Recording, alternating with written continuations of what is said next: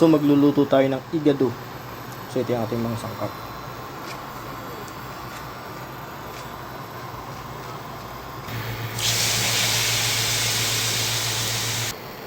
Takan muna natin.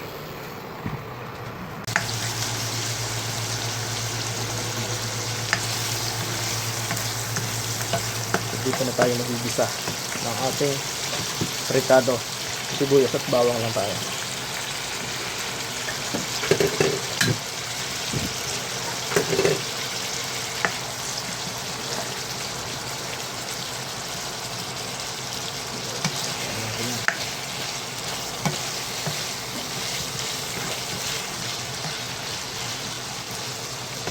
Dito mag-a-adjust ako ng apoy.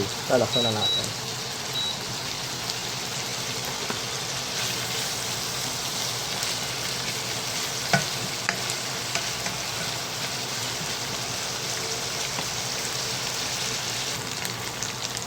Gulay,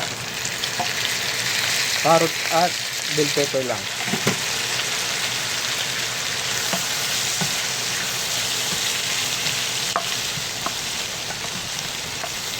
Iwan na natin yung ating atay para lumasa na yan.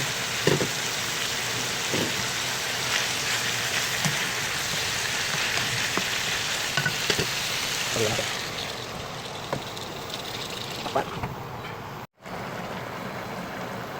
So maglalagay tayo dito ng 4 cubes, kalahati lang. Dagdag tayo ng paminta, toyo, konti lang kasi naglagay na tayo kanina dyan.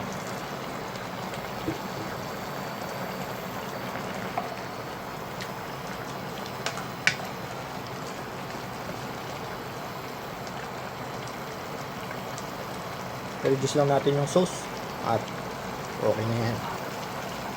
Lagyan na natin ang green peas at siling green. Yan.